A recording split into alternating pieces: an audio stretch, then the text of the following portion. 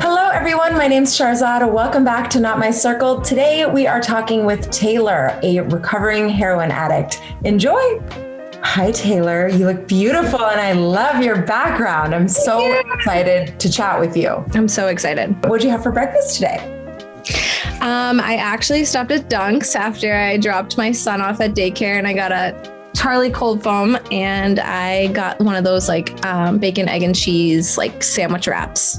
Dunk's is Dunkin Donuts, right? Yes. Sorry. We have limited amounts of them on the West Coast. I know. You guys, what do you guys have instead? You guys obviously have Starbucks. Yeah, and I mean, for donuts, there's actually a lot of really fancy donut places in the LA area. We are a huge fan of Sidecar Donuts. Okay. They're naughty. Oh my God, they're so good. I'm not even a donut person. And we have a Dunkin Donuts because when I was having my C-section with my second son, I went to Dunkin Donuts at 5 a.m. to buy donuts for the nurses.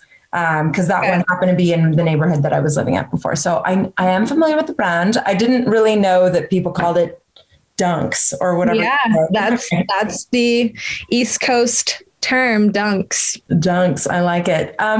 You are an ex-heroin addict. Yes. Well, I don't like to say ex because I feel like it's part of who I am. So I'm a recovering heroin addict, but I'm a heroin addict. Yep. You know what? I'm glad you brought that up because when I was writing some notes and stuff for today, I wrote down X, but I paused because I actually didn't know if that was a way that you wanted to be referred to. And I'm really happy that you brought it up because do you call yourself an addict then?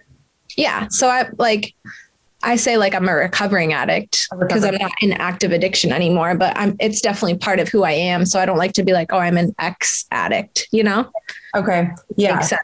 I always want to get down with the right lingo. I don't want to piss anybody off by saying the wrong thing. So I like to make sure I cover my bases by asking people how they want to be referred to, because that's important. It's their identity. It's your identity. And who am I to say anything otherwise? Yeah. Talk to me about how you got started. Take me to the first take. I have my childhood's a little bit crazy. I have a lot of childhood trauma. I was sexually molested for most of my childhood by someone who, I thought was someone I could trust, someone so instilled in my life that I never thought he would do that to me, and I don't like to, obviously addiction can stem from a lot of different things. I believe mine kind of stemmed from who I am. It's just part of who I am. I feel I've always had addict tendencies. As a child, I was very defiant, and it started small with little things. I used to love to shoplift. I would steal candy at the candy store, for that thrill. And I would steal my friends' clothes and pretend I didn't have them, and never even wear them because obviously they were my friends. They would be that's my shirt. I would just take it for the thrill, just stuff like that. And then, obviously addiction can stem from trauma. So I do have a lot of trauma. So, I mean, I feel it's a variety of things, but I also just feel it's part of my genetic makeup. A lot of my family is either in recovery or still in active addiction or, alcoholics and drug addicts. So I feel it's definitely just instilled in my genetics. But yeah, I grew up in a loving home. My mom was a single mom. My dad wasn't in the picture. He left at 6 months old when I was 6 months old. So have severe abandonment issues, all of the things. Right. And then in high school, I kind of just it started off in middle school. I just never felt okay with who I was. I was so insecure with who I was. I was constantly trying to be like everybody else.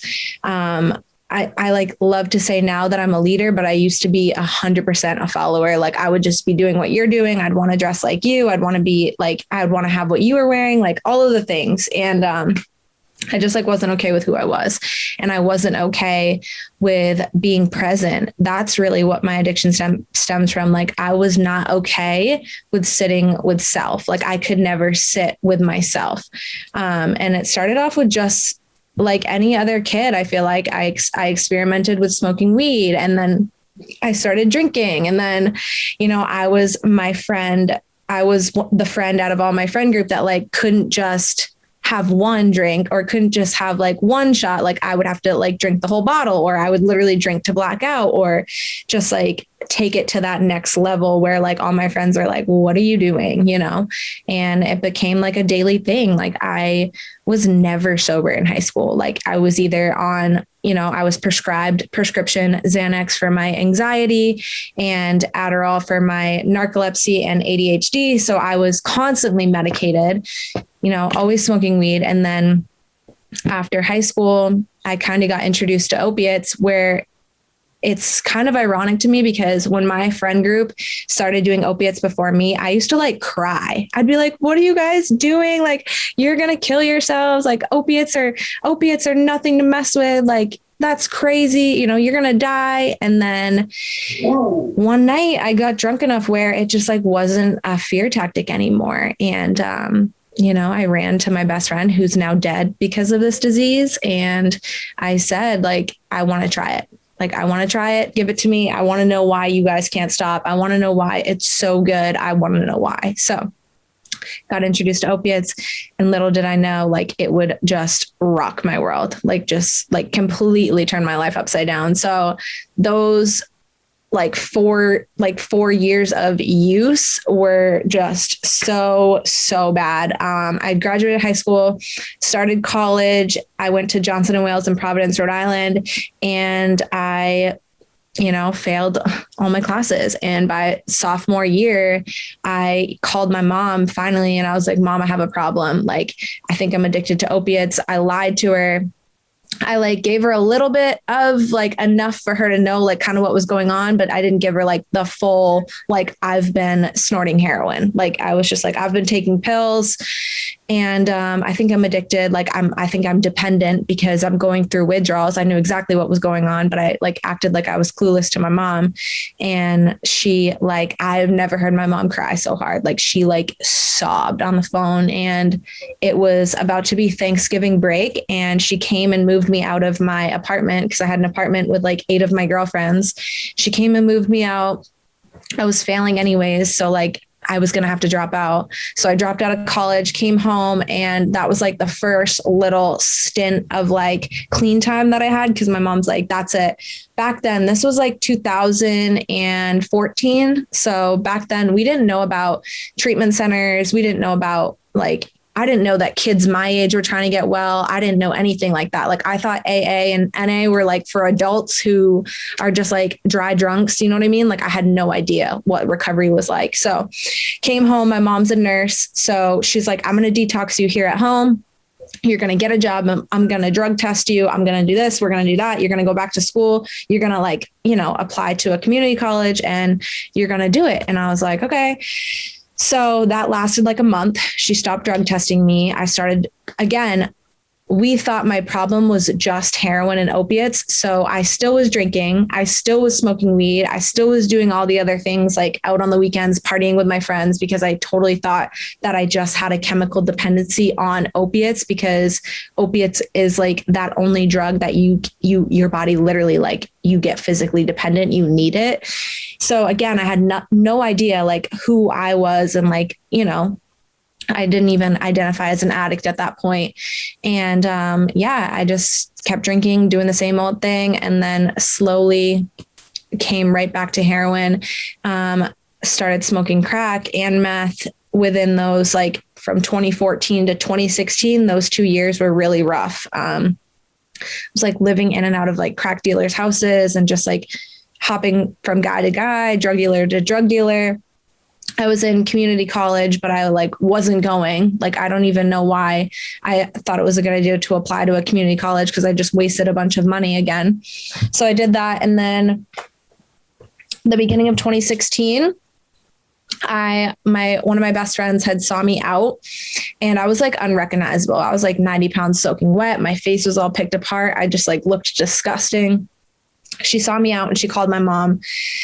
And she basically said, like, Tay's unrecognizable. She needs help. Like, we need to get her to treatment. We need to get her home. We need to like sit her down and like pretty much intervention style her, like get her into some sort of treatment. So That's exactly what they did. At the time, my brother was leaving for the Marines and my mom had like a heart aneurysm. So she called me and she like tricked me into coming home. Cause when I use, I disappear. Like I leave. I don't want anyone to see me how I am when I'm using, because I always led a double life. Like I had my normal friends who I would see like after work and drinking and stuff, and like, you know, my normal Tay, fun, crazy self. And then I had like my other friends who were heroin addicts and crack cocaine addicts and people who like I had no business hanging out with. And like I had this double life. So like I would split my time between those two friend groups, and my friends literally had no idea what was going on until that last few months. I had disappeared for like 3 months, like just like went black, like didn't talk to anyone, wanted to use in peace without anyone like kind of noticing what was going on. So my mom tricked me and said, you know, my heart aneurysm's bad. I need you to come home. And I really want you to say goodbye to your brother. Like he's leaving. He's leaving for his tour. Like you need to come say goodbye to him. So I was like, all right. So I like made sure I went home and brought what I needed to bring home, because I had a feeling, I think like subconsciously I knew what was about to happen, but I was just so ready. Like I was so tired of being sick and tired. I was just so exhausted of living how I was living and hanging around with the people I was hanging around. Like those weren't my dreams. You know, I had big dreams. Like I've always called myself a dreamer. Like I have these crazy, massive dreams that I want to accomplish. And that's just like, it wasn't it, you know? So I think subconsciously I was ready. I went home and my mom took my keys, of course, and she kind of like trapped me in there and was like, I want you to sleep here and I want you to call treatment centers in the morning. And if you don't want to, I'll let you leave. Like, if you want to go in the morning, like, I'll let you leave. You're an adult. I can't make you do this. Like, you can leave. So that next morning, I was so sick. I had gone through I had like done everything that I had brought to my mom's. And I was like, finally, like desperate and willing, you know, just like sobbing and crying and saying I was going to kill myself. And my mom's like, all right, well, like, I'll help you call some places. And the very first place we called had a bed open that next day, which was like unreal. I think that was like my first God shot. Like they had a bed open for me. So I had to like make it through the night, and my mom drove me there the next morning, did my first 28-day program in that treatment center. And I learned a lot about myself. You know, I learned about addiction. I learned about the disease. I learned that I'm powerless and it's not a choice for me. Like after that first drink or drug, like I can't stop no matter what. I can't just have one like normal people. I'm not normal, you know? So I learned a lot about myself there. And then my mom, we decided to do further treatment. So she sent me to a sober women's house in Portland, Maine. And I did really well there for a while, but then I didn't. Like I got super defiant, and I think I just like had this newfound freedom, and I was clean again, and I felt good, and I just wanted to be out with like my friends and like boys, and I was boy crazy, and I just was like, just not doing the right thing. And I slowly, like slippery slope, like was like finding myself doing shady shit and, you know, not making curfew, and started doing other things outside of the house that like wouldn't show up in a piss test, but like I was doing them just to get outside of myself, until one day I came home, I picked up my 90-day chip, came home to my roommates, the girls in my house. And at this point, I had never touched needles. Like I had only ever sniffed and snorted pills and heroin. I had never touched a needle. All my friends would shoot up and I would be like, nope, I don't do that. Like that's no, like that's too far. And up until this point, I said that. And then after my 90-day chip, I picked up my chip. I went home. I told every single one of the girls at my house, my roommates, I was like, I'm leaving tonight and I want to shoot up. And they were like, what? They were like, what are you talking about? And I was like, yeah, I need to know. Like, I need to know what it's like. I feel like I'm not done yet. I feel like I was forced here and kind of like pressured and trapped here. I didn't come here willingly, whatever. So I ended up leaving, ended up shooting up for the first time. And then those 3 months of IV use were like worse than my 4 years combined. Like I overdosed 6 times. I ended up with Hep C. I was living in a bed bug infested apartment. I was like homeless, living out of my car. I was, you know, dating someone at the time who enabled my drug use, and we were just like toxic for each other and like absolutely brought out the worst in each other. And it was miserable. That those 3 months, like, I think really, like, I truly believe that I needed to die in order to live. And those 3 months, like, slowly killed me, like, absolutely slowly killed me. And my last overdose, honestly, it's a miracle that I'm even sitting here and like breathing and talking to you. I was gone for like 11 to 12 minutes and they were about to declare me dead. And they had this drill. I don't know if you've ever heard of the drill, but they use nasal Narcan or IV Narcan on people who are overdosing. It kind of like counteracts the drugs and it brings them back to life. They had used like 4 doses of Narcan on me and it wasn't working. So they were about to like declare me dead, and they had the drill, which at the time was new to my area. Like, it's a military thing. They drill into your bone marrow and they pump you with Narcan through your bone marrow. So if they didn't have that drill that day on that particular ambulance, I would be dead. I would not be here, which is unreal. So I woke up out of that overdose with a drill in my arm, in my bone marrow. I thought I had broken my arm because I couldn't move my arm. I was laying on my mother's living room floor, just like absolutely clueless, like what the hell was going on. I opened my eyes and like there's cops and paramedics around me everywhere. And this was like my first overdose where 911 had been called. Every other time I would carry Narcan on me. Like, that's just, I was just always cautious, and I would carry Narcan on me because the drugs, like, it wasn't heroin. I wasn't doing heroin. It was fentanyl. It was killing people. So I knew that I needed to carry Narcan on me. That's just the type of person that I was. That's the type of addict I was. I was all or nothing. I knew I needed to carry that on me. So every other time, whoever I was with would just like Narcan me and I would come back. And this time it was different. Like, I was gone. Narcan was not working. 911 had to be called. And it's crazy because like they say, like, people who like experience that like white light experience, like, it's wild. Like, I can't put into words what had happened. But when I woke up out of that, like, I was like done. Like, I was like a new person. Every other time I had ran right back to drugs.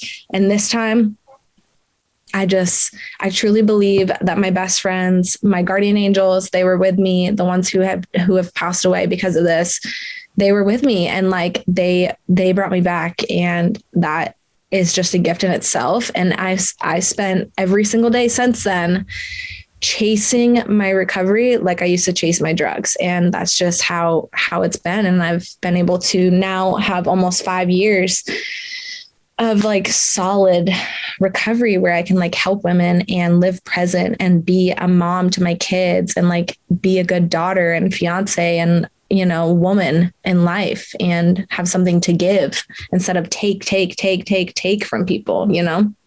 Wow.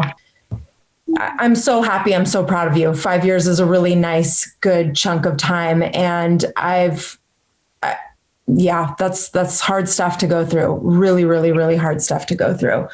And I'm sorry that you went through all that. I mean, I feel like when you talk to an addict and you hear a recovering addict and you hear their trauma, you're like, yeah, well, if I was sexually molested, I would want to numb my pain as well. And I can understand that. And thinking back to you getting prescribed Adderall and Xanax in high school, I mean, that's just setting you up for addiction. Yep. If you have an addictive personality, I've tried every drug under the sun and I was never addicted to anything. I know I don't have an addictive personality.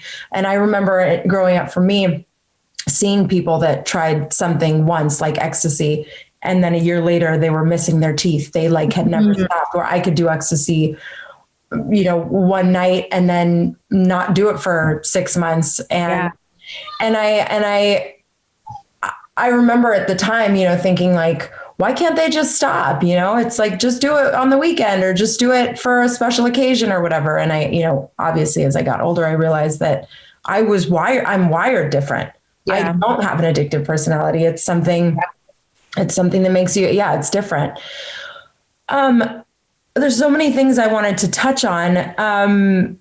And I'm trying to think of like where to even go back and start, but I actually really want to know how recovery has been for you and how every day is. I mean, I can imagine that it's an active thing that you have to think about and practice. Like you said, constantly you're chasing recovery like you chase drugs. And I, from what I've heard, people that are addicts and do drugs every day, it's the only thing they think about. is where am I going to get my next fix? How am I going to get the money to get the drugs? That's it.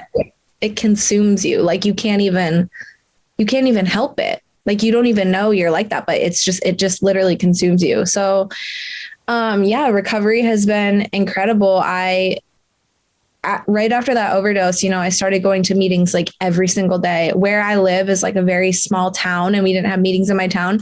So I was driving like 45 minutes to an hour every single day to get to a meeting and to like raise my hand and ask women for help. And like, it was the first time ever that I started going to meetings and like didn't seek out like men in the room and didn't seek out like the sickest people in the room. I started like hanging out with women who had like substantial amount of time in recovery, like, and who knew what they were doing and who suggested that I do these certain things. And I started listening and I started following suggestions. And I think it was the first time ever that I had really wanted to like sit down and thoroughly like go through the steps and like write a fourth step and read a fifth step and like make amends and do all the things. So yeah, recovery today looks a little different than it did in the beginning, obviously, because I'm a mom of two. Life is a little crazy. But yeah, I still go to my meeting every single week. I used to go to a meeting every day. So that's obviously changed. I don't go to a meeting every day. I go to a meeting every week. I speak when I am asked to speak. I share my story. I sponsor women. I help bring them through the steps. And I'm an open book. I talk about who I am and what my story is like, because I want people to see that like addiction doesn't discriminate. I might not look like your average heroin addict. Yes, I still have all my teeth. Like I'm not like that portrait for what addiction can look like. So I just want to like always like reiterate the fact that like it doesn't discriminate. I'm very like passionate about sending my message and letting people know that there's a better way, because I was stuck in the dark for so long. So you talked about going to rehab before and your mom detoxing you and going to different rehabs. You had two rehab sort of. No, I went to one treatment center and then one detox. Okay. And then this last time, like after that overdose, my mom, she again is a nurse and we couldn't get into any beds. There was like a waiting list, like you wouldn't believe, which is another like tragic thing. Like during a fucking addiction epidemic, we're like, we don't have resources and there's no beds available for people to like even get what they need. Yeah. So at that time, I couldn't get a bed. There was like a 2-week waiting list or whatever. I was like, I don't have 2 weeks. Like I'm going to die. I'm going to literally leave here and get high again. Like I'm going to die if I wait 2 weeks. So what we decided was like, we're going to detox me at home this time. My mom detoxed me at home. It was honestly terrible. Like I give my mom so much credit in the fucking world. Like she had to sit with me for like 4 days. So I overdosed on a Wednesday night. The next day was Thanksgiving. I ruined Thanksgiving, like completely ruined Thanksgiving for our family, because I was like dope sick and miserable and fucking just like awful.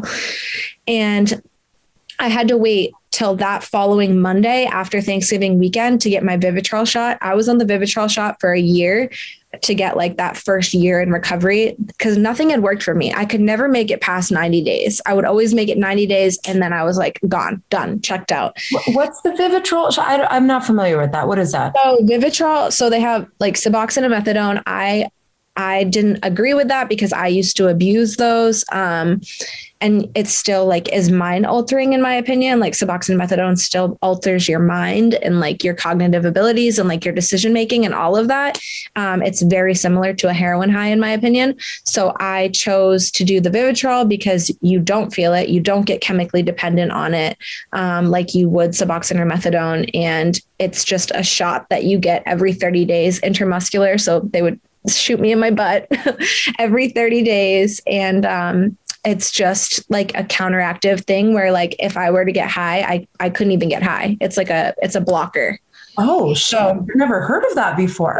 Yeah. It's crazy. And it saves people's lives, because they get that substantial amount of time where they're like, transitioning into living their life. Normally they're, going through recovery in a way where you have that like security blanket in a way. So like, even if I wanted to get high, I couldn't. Like I always it was in the back of my head. Like, even if I'm having a bad day right now and I want to get high so bad, I literally can't. So like, what's the point? So if you missed your shot, obviously you'd get high, but Yes. Right. But so you have to be mindful enough to go and get your shot every 30 days. Every 30 That's so days. interesting. I have never, ever heard of that. And Yeah, you brought up another point too. Super popular nowadays. Yeah. It's so crazy. I've heard that there's long waits for beds, and it's So such long. a tragedy. And and depending on where you live and the access that you have to the rehabs and the facilities, that's crazy. I've heard in my life before, and I feel like I've experienced that if you are addicted to something, there can be so many people trying to help you. And again, if you don't want to help yourself, it's just not going to happen. Is that true for you? You feel like 100%. that's totally accurate? 100%. So it took you literally dying. Yeah. Like you literally have to be like beat down, broken, and desperate. Like they say, like in the book, like you are literally beaten down to a state of like reasonableness and like brokenness. Like you have, like nobody can make you do it. Like no matter how bad my mom or my brother wanted me to get clean, like it just like wasn't enough. Like, and I proved that to myself time and time again. Like it just wasn't enough until that last overdose where I was like, holy shit, I'm going to die. And I don't want to die. Like I didn't want to be a heroin addict. I didn't like wake up one day and be like, I'm going to start shooting drugs. Like that's my goal. Like, no, that's just like not what I wanted. That's not who I wanted to be. But when I tell you that like who you are using to who you are sober is like a completely different person. Like if you knew me in active addiction, like you'd be like, who is this person like today? You know, like it's wild to me. It literally feels like another past life. Like it feels like literally another lifetime ago, because I would do things then that I would never even think about doing now. Like I can't even picture it. Like I honestly can't even picture it. So how are you paying for drugs most of the time? Drugs? I was a waitress and a bartender. Okay. So I would get cash on hand every single night at the end of the night. I would always lose my jobs. Like I would literally get fired for being late or fired for like running back and forth to the bathroom to like get high. So like the restaurant industry is one of those easy workplaces where you can just find a job really quickly. Like they always need waitresses and bartenders. So that's what I would do. And you felt like it was pretty easy to get whatever drugs you wanted where you lived? Yeah. Because even if I didn't have money, like most of my friends were dealing drugs, or I would just honestly sleep with my drug dealer. Yeah. Yeah. So people that I know who have had to recover from drugs, they have to basically eliminate everybody in their life that they used to hang out with. Did you have to do not just an internal cleanse, but social cleanse as well? 100%. I deleted like over like 200 people on my Facebook. I got a new phone number.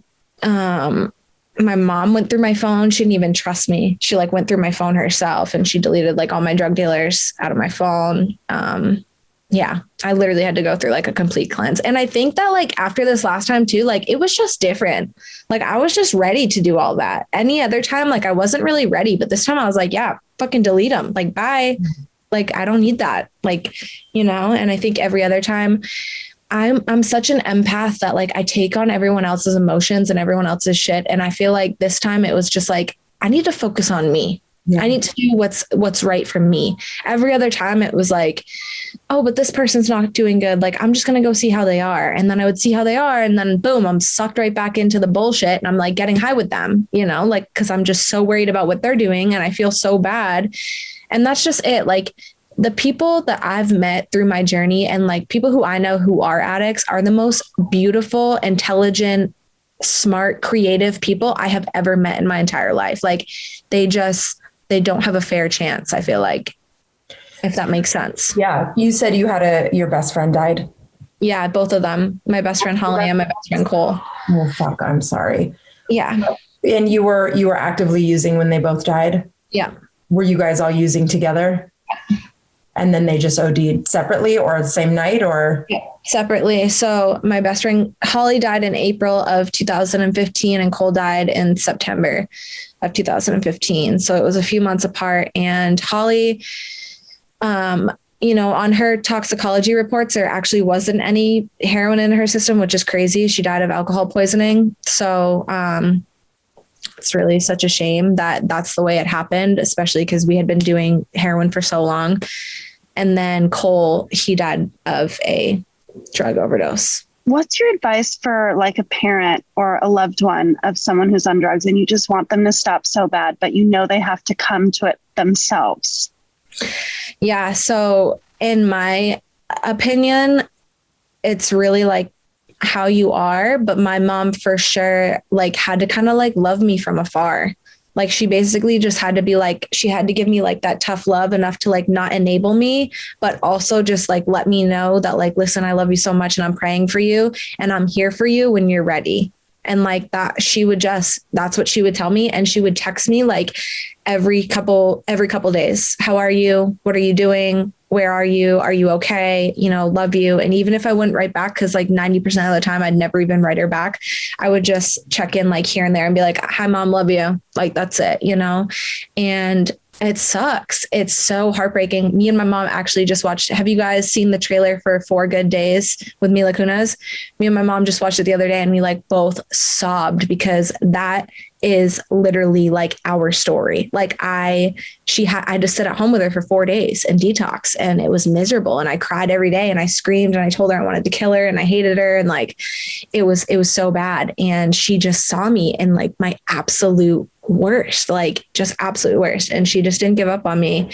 And she just, you know, what mother could give up on their child, you know, but I think just like in that movie, there has to be a time where you're like, no, like until you're ready to actually do what you need to do to get clean. Like, I can't help you. Like, I'm sorry. I love you and I'll be here for you when you're ready. But until then, like you're on your own. And a lot of people would call that like tough love or harsh, but I truly believe that that's like what we need. Right. Because otherwise, you know, as a parent or a friend of somebody who's an addict, if you give them money, if you give them a place to stay, you're actually just enabling them. Exactly. So it feels like if your loved one is an addict, there is not a lot you can do. I mean, right? You can't do anything. You can say, beg, kick, scream, you're like drag them to a rehab. But I imagine the success rate of those who are in rehab that were dragged there is probably quite a bit lower than somebody who checked themselves in a rehab or took it upon themselves to do it, which is just so fucked up that like you literally had to die. Even the loss of your best friends didn't stop you. It was the loss of really your own life for 11 minutes. That was my 6th overdose. Like I had that wasn't my first, like that was my 6th. So wow. It's just, it really is like, it's like my best friend who died, Cole, he used to tell me all the time, like because we would cry to each other, you know, we didn't want to be doing what we were doing. And we were just so sick of being sick and tired and just like doing the same old rat race and just the bullshit and like the scheming and trying to get the money and the drugs. Like, it was just exhausting. And we used to like cry to each other. And he used to tell me like, it's just like this big gorilla that I just like can't get off my back. Like it just like won't leave. Like, and that's like the best way that I can describe it. It's like this thing that's just like attached to you. And no matter like how hard you shake it, it's just like, it's not going anywhere. Like it's not going anywhere. So it's really hard. If you're not beat down to a place where like you are absolutely desperate, like it's not going to happen. Like the drugs are just so strong. Like that mindset is just so crazy. Okay. So you're a mom, you got 2 little kids. Yeah. How do you plan to teach your kids about drugs? Because, and I ask this, and this is a tough question. And by the way, I'm looking for your advice. I've got 2 little kids as well. My sister has a kid.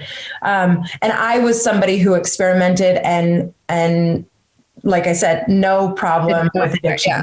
So for me, and we grew up in a 420 friendly house. Like, you know, it was not a big deal in my house. I grew up in the Bay Area, like many successful people that were adults that had everything taken care of, smoked weed and were totally fine, or casually drank alcohol. Yeah. And even some like casually did other drugs and were totally fine. So for me, I want my kids to like be able to experiment, not push it over the edge. Of course, don't want them to get addicted. There's a weird line there. But as somebody who went through literal hell and back now as kids. How are you going to navigate that? Have you thought about it? I know it's a tough question because it's in the Think about it all the time. future, but yeah, what are your thoughts? Yeah, my son is 2 and my daughter's about to be 5 months old, and oh my God, you're in the thick of it with mom life. Damn. Yeah. And my fiance, he's actually in recovery as well. So he's an addict. So, and his whole family, like all down the line, they all have problems too. So like we both just come from it. And I'm just like, our kids literally have a 50-50 chance of like having this genetic makeup or not. And like, that's the toughest thing for me. Cause I'm like, well, how will I even know? Like, how will I even know when they're in school and like my son starts to smoke weed? How will I know that like he's just experimenting? Or like, how will I know that that's going to turn into like shooting drugs? Right. It's like wild to me. So the only way that I know that I'm going to be able to like handle all that and kind of like navigate through that as he's getting older, and same with my daughter, I think I really want to have a transparent household in the fact that like, I want them to be able to come to me and trust me with anything. I want them to ask me questions. I want them growing up knowing me and their dad's past and like what we've been through. So I can like, you know, not like scare them, but you know, just like shit can get bad, you know? Right. So having lived it, I'm going to know how to handle it a little bit better. Yeah. And I feel like that's where I kind of have like that advantage of like, I know the signs to look for. I know the behaviors. I know what it looks like before drugs even come into the picture, if that makes sense. Yeah. And also I'm just going to try and keep them like active with things that take up their time, because I don't have that. Right. Like I didn't play sports. I didn't like do any school activities. Like I dated kids that were like 3 to 4 years older than me and like started drinking and throwing parties like very young. Like, and my mom was a single mom. She was working 60 hours a week and I never saw her. Like I had the house to myself 90% of the time. Like I don't want that for my kids. So I am going to be very involved in their lives. I'm going to be very present. I'm going to be very transparent and communicative with them. Like I want them to be able to talk to me about anything. And I'm kind of just going to let them know about my history and what happened with me. So that's always in the back of their head. Like, right. Well, mom did this and mom kind of went through this. So maybe I can't do this, you know, like, but I also want them to know that it's okay if they're just, cause I'm very okay with weed as well. So I want them to know that like, there's a chance they could be fine. Right. And like, I know for me, a lot of it stems from trauma. So I'm hoping that they don't ever have to endure trauma in their lives where like, yeah, knock on wood, that they never have to endure any type of trauma in their lives where like they feel like they need to escape reality. Yeah, it's such an interesting question. And, you know, I think about it a lot too, because, you know, like I said, you never know if somebody's going to have an addictive personality or not. And I think when you tell kids that they can't ever do something, they're going to be more likely to want to do it. So, but it's like, you don't want them, you know, it's just a delicate dance of trying to make sure that things that were really difficult in your life don't happen to your kids. Yeah. But I guess cross that bridge when you get there. We both got time. Exactly. But I do think about it all the time. Like, I'm just like, my kids are fucked. Like they have 50% of me and 50% of their dad. And I'm like, oh my God. No, they're lucky. They've got a strong mama. 100%. Yeah. 100%. So what are some common misconceptions about you? I feel like probably the biggest misconception is that I was a heroin addict. Like people honestly can't believe me sometimes when I tell them that like that used to be my life. They're just like, what?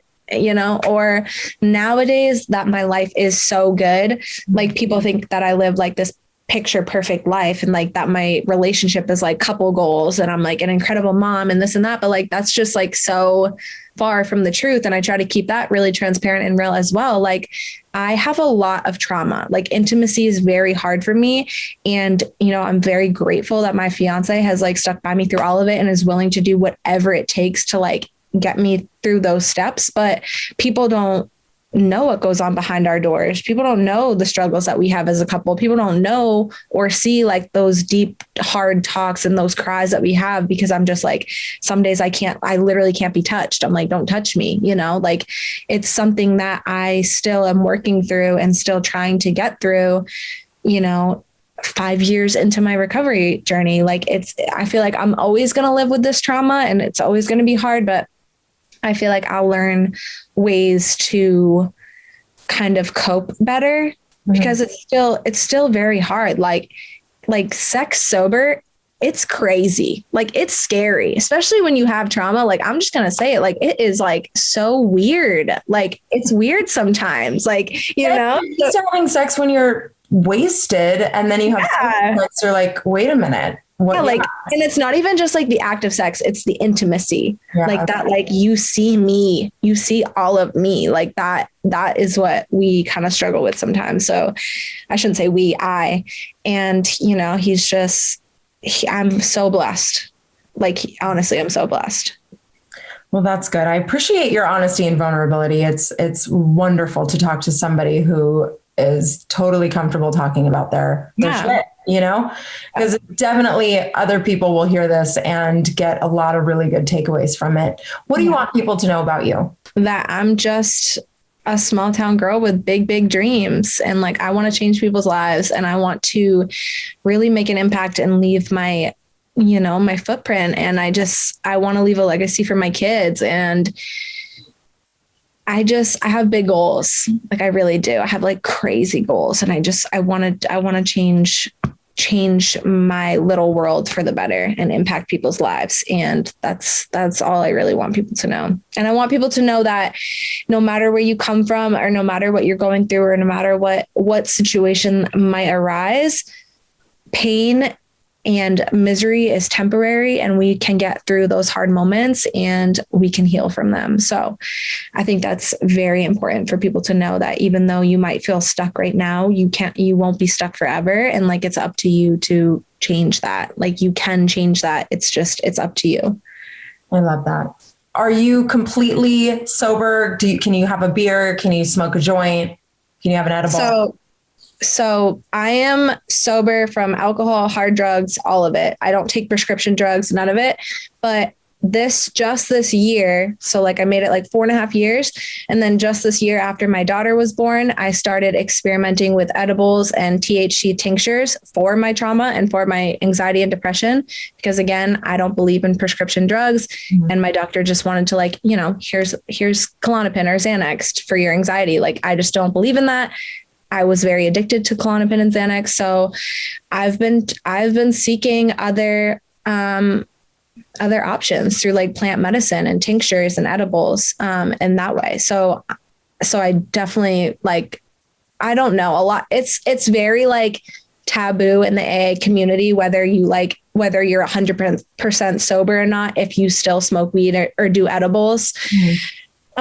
So in my eyes, I'm still sober. In a lot of other people's eyes, I'm still sober, but in a lot of people's eyes in AA, that's just frowned upon. But that doesn't stop me from going to meetings. That doesn't stop me from telling my story. That doesn't stop me from saying who I am, because that's just part of my story. And I'm not ashamed of that, you know?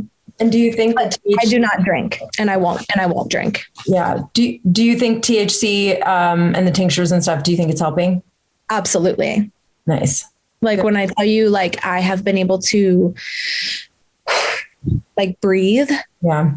It's crazy, especially during those intimate moments. Like I'm just able to like breathe, but still I'm here. Like it doesn't affect my decision-making or any of that, you know? Right. Good. Well, I'm happy that you found something that you feel works. And, you know, again, because of the way that I grew up, I've never viewed marijuana as bad. And I know that that's a controversial thing because, of course, a lot of people will say it's a gateway drug and you smoke a joint and then the next thing you know, you're, you know, shooting up or whatever, which there is truth to that for some people, of course. Right. But I think alcohol is the gateway drug because to me, alcohol is something that affects your decision-making and something, it alters your mind in a way where you would do something you normally wouldn't do sober. Right. Like you don't hear about somebody beating their wife when they're high. Exactly. Right. I mean, I'm sure it happens, and I'm talking about high on marijuana. Yeah. And it's 21, like it's like basically legal in every single country, every single state. So like certainly is here. Yeah. And to me, it's just way better than taking a prescription pill, in my opinion, and changing the chemical makeup in my brain. Like, I just don't believe in that. I hear you. A lot of people, you say prescription meds, and it's also a bit of a controversial thing because some people swear by them and they feel like it's changed their lives for the better. And for those people, sure, whatever works for you. 100%. I'm not somebody who wants to judge, but I imagine there are a lot of people like you who get prescribed things so easily at such a young age. And it sounds like that was more your gateway drug than a lot of the other things. But anyway, well, Taylor, I am proud of you. I know we just met, but I'm so proud of you. And I think you're wonderful. And I think saying your story loud and proud is only going to help people. And I feel like all your dreams are going to come true. I'll be watching you on the gram. I'll be watching you. Thank you. And I am somebody who really appreciates honesty and vulnerability.